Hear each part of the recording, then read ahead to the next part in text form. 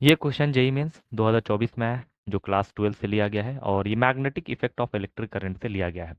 और ये सवाल एक एम्पियर्स लॉ पे बेस्ड क्वेश्चन है। तो क्वेश्चन एक बार इस प्रकार है, पढ़ते हैं कि एक long straight wire of radius A carries a steady current I. The current is uniformly distributed across its cross section. The ratio of the magnetic field at a by 2 and 2a from the axis of the wire is। अब a त्रिज्या का एक सीधा लंबा तार है, उसमें धारा I प्रवाहित हो रही है। धारा इसके अनुप्रस्थ काट में समान रूप से वितरित है। तार के अक्ष से a बाई 2 तथा 2a दूरी पर चुंबकीय क्षेत्र का अनुपात क्या होगा। तो एक बार हम तार को इस प्रकार कुछ बना लेते हैं। जो हमारा तार है वो इतना मोटा इसलिए बना रहे हैं ताकि हमको इसमें जो लॉ लगाना है वो एम्पियर लॉ लगाना है। चलो मान लेते हैं कि ये मेरा तार है, ठीक है। और उसकी रेडियस जो है वो यहाँ से अगर देखा जाए तो ये हमारा एक्सिस यहाँ पे आएगा, ऐसे डॉट डॉट कर लेते हैं, एकदम बी से होता हुआ जाएगा, ये एक्सिस हो गई हमारी, ये हमारी एक्सिस है। और जो रेडियस दिया हुआ है वो ए दिया हुआ है।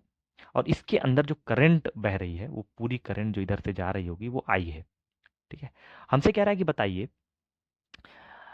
धारा बहने से किसी भी तार के अंदर अगर धारा बहती है तो उसके अगल बगल या फिर उसके बाहर, तार के बाहर एक मैग्नेटिक फील्ड क्रिएट होती है। तो यहाँ पे पूछ रहा है कि बताइए कि इस अक्ष से ए बाई दूरी, ए बाई टू दूरी पर, ए बाई टू मतलब ये ए जो है रेडियस है, तो ए बाई टू आई थिंक यहीं पे आ जाएगा।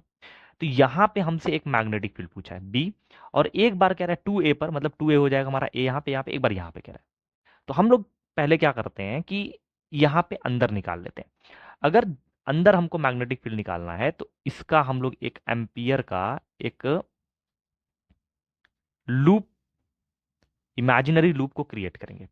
अब इस लूप के अंदर से करंट अगर जाता है तो देखिए एम्पियर लॉ पहले समझते हैं क्या होता है। एम्पियर लॉ ये कहता है कि अगर कोई लूप है या कोई जगह है तो इसके पॉइंट पे जो अगर हम बी डॉट डीएल निकालें, बी डॉट डीएल मतलब क्या होता है, हर एक पॉइंट का बी ले लें और वहां पे उसके जो लेंथ है उसके सदिश राशि से डॉट मल्टीप्लाई कर दें और जोड़ते जाएं, ये सारा पूरा का पूरा सर्किट पे अगर हम लोग बी डॉट डीएल लगा दें तो हमारा आंसर आता है म्यू नॉट आई इंक्लोज्ड। आई मतलब जो इसके अंदर धारा, इसके अंदर मान लेते हैं धारा जा रही है, कई धारा अगर जा रही है सबको ऐड करते आएंगे तो इस लूप के अंदर से कितनी धारा जा रही है वो आई हमारा हो जाता है।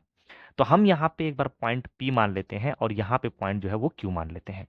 तो हमने एक अपने मन से एक लूप को माना, ठीक है। और उस लूप के अंदर से कितनी धारा जा रही है बताना पड़ेगा, क्योंकि इस पूरे तार जो कि रेडियस ए का तार है इसके क्षेत्रफल से आई धारा जा रही, तो फिर अब इमेजिन कर सकते हैं कि इसके अंदर से धारा कम ही जाएगी तो कितनी जाएगी। और अगर सर्किटल लॉ लगाना भी है, एम्पियर का सर्किटल लॉ जो होता है वो अगर लगाएंगे तो म्यू नॉट आई जो होता है वो इंक्लोज्ड होता है। कितना इसमें आई जा रही है वो देखना होता है। अब इसके अंदर चलिए मान लेते हैं कि इसके अंदर जो धारा जा रही है वो आई डैश जा रही है। तो पहले आई डैश निकाल लेते हैं। तो आई डैश निकालने के लिए क्या करना पड़ेगा, हमको धारा देखना पड़ेगा कि एक एरिया में कितना जाती है फिर इस एरिया में कितना जाती है, ठीक है। और ये जो दूरी यहां से यहां तक लिया गया वो ए बाई टू लिया गया है, ठीक है। तो आई डैश जो धारा बह रही है, पहले करंट निकालते हैं per unit area, current per unit area. तो अब इस बड़े वाले का एरिया जो हो जाए पाई आर स्क्वायर मतलब ए स्क्वायर हो गया। और फिर मल्टीप्लाई करेंगे किससे, अब कितने एरिया में हमको निकालना है उसे मल्टीप्लाई कर लेते हैं। तो pi into A by to का होल स्क्वायर, क्योंकि जो सर्किल होता है उसका एरिया पाई आर स्क्वायर होता है। अब पाई से पाई कटेगा, अब ए स्क्वायर स्क्वायर से कट जाएगा तो क्या बचेगा, I dash is equal to हो जाएगा आई बाई फोर हो जाएगा। तो हम लोग क्या करते हैं, बीपी निकालते हैं at a by two distance. A by two distance पे अगर हमको बी निकालना है तो उसके लिए फ्रॉम लिख लेते हैं, फ्रॉम एम्पियर लॉ। अब एम्पियर का लॉ लगाते हैं तो हमसे बताया गया था कि क्लोज जो है बी डॉट डीएल निकालिए, हर एक पॉइंट पे बी डॉट डीएल निकालना पड़ेगा। तो उसकी वैल्यू कितनी आ जाएगी, म्यू नॉट आई इंक्लोज्ड। अब इंक्लोज देखा जाए तो आई है। अब बी हर एक पॉइंट पे अगर देखा जाए तो तार के सब समान दूरी पे है तो उसकी बी सेम होगा तो बी बाहर आ जाएगा। डीएल की वैल्यू सारा का सारा अगर हम लोग मान लेते हैं, ऐसे लिख देते हैं डीएल, ठीक है, बराबर म्यू नॉट आई डैश जो कि इंक्लोज अंदर से कितनी धारा जा रही, तो आई बाई फोर जा रही है, ठीक है। तो B इंटू डीएल मतलब अब ये जो लेंथ है पूरा का पूरा ऐड कर दें तो ये तो एक परिधि के बराबर हो जाएगा जो कि टू पाई आर होता है। तो टू पाई आर की जगह पे ए बाई टू आ जाएगा, is equal to mu naught I by four. यहां से 2 से 2 कटेगा, तो आंसर क्या आ जाएगा, बी एट पी आ जाएगा म्यू नॉट आई अपॉन 4 पाई ए। इसको हम समीकरण नंबर 1 बना लेते हैं, क्योंकि हमारा जो है ये पी पर मैग्नेटिक फील्ड निकल गई। अब हमको पॉइंट क्यू पर, जो कि हमारा बिंदु क्यू है, वहां पे भी हमको एक मैग्नेटिक फील्ड निकालनी है। तो यहाँ पे एक बड़ा सा इमेजिनरी लूप क्रिएट करते हैं, और इस लूप पे एक बार और एम्पियर लॉ लगाते हैं। तो ampere law from ampere law, अब एक ऐसा लूप बनाया जाता है जिसके हर पॉइंट पे मैग्नेटिक फील्ड सेम हो, ताकि हमारा जो एम्पियर लॉ है और आसानी से लग जाता है। तो अब यहाँ पे भी बी डॉट डी एल लगा देते हैं, बी डॉट डी एल, ठीक है, म्यू नॉट आई। अच्छा, आई क्या होता है, इंक्लोज्ड, कितना इसके अंदर से धारा जा रहा है। अगर इस लूप के अंदर से देखा जाए तो इस लूप के अंदर से पूरा तार जा रहा है, तो इस तार की पूरी धारा आ जाएगी, तो आई आ जाएगी। तो बी बाहर निकल जाएगा, इंटू डीएल, मतलब इस पूरे का लेंथ अगर देखा जाए तो यहां से लेकर जो यहां तक डिस्टेंस 2a है, तो इसकी परिधि क्या हो जाएगी, 2 पाई आर। तो 2 पाई आर की जगह पे 2a, और ये हो जाएगा म्यू नॉट इंटू आई। तो अगर बी निकालें कहाँ पे, क्यू पे, तो हमारा आंसर आ जाएगा म्यू नॉट आई अपॉन, ये क्या आ जाएगा, 2 टू द 4, 4 पाई ए। ये हो जाएगा इक्वेशन नंबर 2। तो ये दोनों जो इक्वेशन आया, या पॉइंट पी पे या पॉइंट क्यू पे हमने मैग्नेटिक फील्ड जो निकाली, वो एम्पियर लॉ की मदद से निकाली है।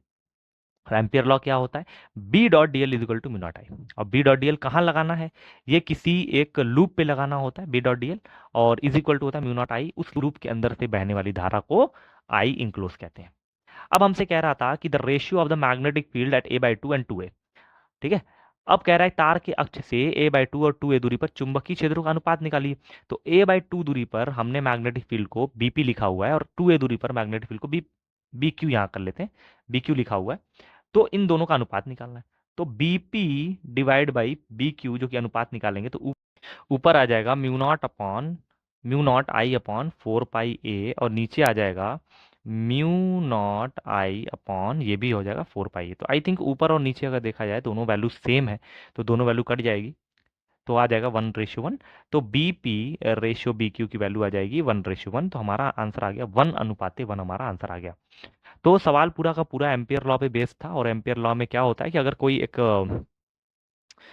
लूप होता है, तो उस लूप के हर एक पॉइंट पे मैग्नेटिक फील्ड और उसके डीएल का जो मल्टीप्लाई होता है, उसका योगफल म्यू नॉट आई के बराबर होता है। अब इस बेस पे हमने पूरा सवाल को लगाया, और एक बार बीपी पे मैग्नेटिक फील्ड निकाला, एक क्यू पे मैग्नेटिक फील्ड निकाला, फिर दोनों का रेशियो लिया। तो रेशियो लेने पे हमारा आंसर क्या आ गया, 1:1। तो ये हमारा क्या हो गया, फाइनल आंसर हो गया। और एक बार ऑप्शन में भी चेक कर लेते हैं कि फाइनल आंसर कौन सा सही है। तो ए, बी, तो सी हमारा 1:1 है, तो हमारा आंसर क्या सही हो गया, सी ऑप्शन करेक्ट है।